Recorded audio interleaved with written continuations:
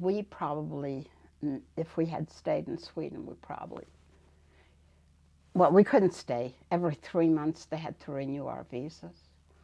Uh, so my mother became courageous and started writing to Toronto and to Montreal, Jewish community of young men from Kozienice, and she gave the last names, migrated to your community before the war. I would very much like to communicate with them. We got one letter back from a gentleman who was principal of a Hebrew high school in Montreal. My mother wrote him what her dilemma was. Could he sponsor us, bring us to Canada? We have family in the U.S., and the problem is you have to have x-rays coming from Europe. My x-rays were no good. So we migrated to Canada. So I spent a year and a half in French Canada. Oh, so now I know Swedish, and now I'm going to French school, which helped me a lot.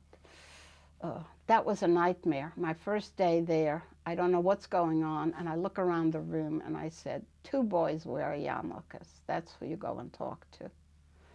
And I talked to one of the boys in a yarmulke, in Yiddish, of course.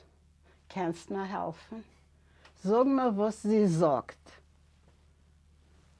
And he says to me something to the effect like, what's in it for me? And I was kind of alert enough. I looked and I said, the answers to all the math problems.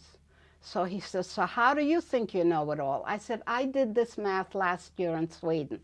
You'll get all the answers. That's how I survived my time in French Canada.